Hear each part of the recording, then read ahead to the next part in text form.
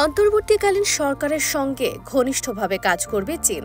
একই সঙ্গে মিয়ানমার থেকে আসা 10 লাখেরও বেশি রোহিঙ্গাকে রাজনৈতিক, আর্থিক ও মানবিক সহায়তা প্রদান অব্যাহত রাখবে দেশটি। 25 অগস্ট রাষ্ট্রীয় অতিথি ভবন যমুনায় অন্তর্বর্তী সরকারের প্রধান উপদেষ্টা অধ্যাপক মোহাম্মদ ইউনূসের সঙ্গে সৌজন্য সাক্ষাৎ শেষে এসব আশাবাদ ব্যক্ত করেন চীনের রাষ্ট্রদূত ইয়াও ওয়েন।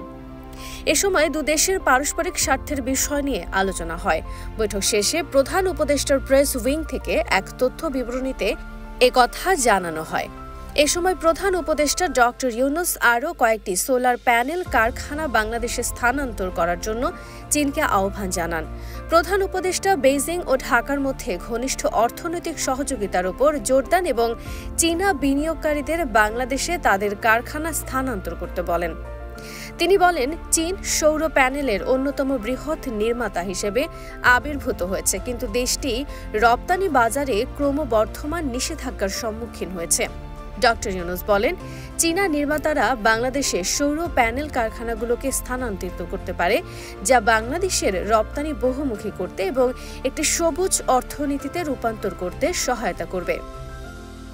তিনি দুই দেশের মধ্যে অর্থনৈতিক সহযোগিতা বৃদ্ধির প্রয়াসে চীনে বাংলাদেশি পণ্য আমদানি বাড়ানোরও আহ্বান জানান।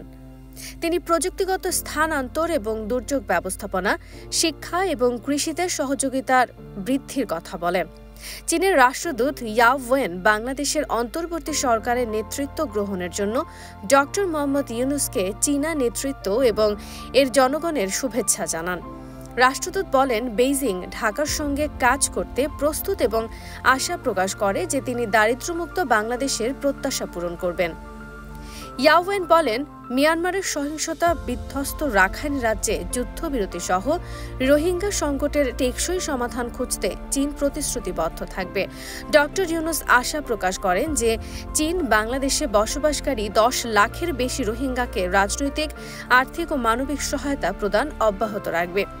প্রধান উপদেষ্টা চীনে তার স্মৃতির কথাও স্মরণ করেন, যেখানে বেশ কয়েকটি বিশ্ববিদ্যালয় ইউনূস সেন্টার স্থাপন করেছে এবং অনেক তরুণ 30 ক্লাব গঠন করেছে, যার সদস্যরা জলবায়ু পরিবর্তনে শূন্য অবদান, শূন্য সম্পদ কেন্দ্রীকরণ এবং শূন্য বেকারত্বের জন্য প্রতিশ্রুতিবদ্ধ।